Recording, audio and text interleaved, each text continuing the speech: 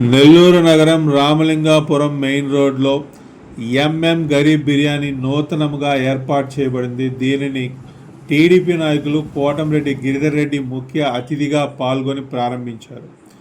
గిరిధర్ రెడ్డి మాట్లాడుతూ గరీబ్ బిర్యానీ దినదినాభివృద్ధి చెందాలని, మరిన్ని బ్రాంచులు నిర్వాహకులు స్థాపించాలని, ఆ భగవంతుడి ఆశీస్సులు వారికి కలగాలని తెలియజేశారు. యజమానులు షేక్ రషీద్ బాషా, జరీన్ తాజులు గిరిధర్ రెడ్డికి కృతజ్ఞతలు తెలియజేశారు.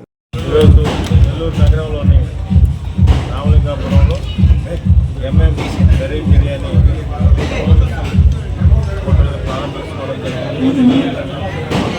ఇప్పటికే ఎంఎం గరీబ్ బిర్యానీ వారు 4 బ్రాంచీలు నడుపుతూ 5వది మొట్టమొదటిసారిగా ప్లానింగ్ సౌకర్యం కూడా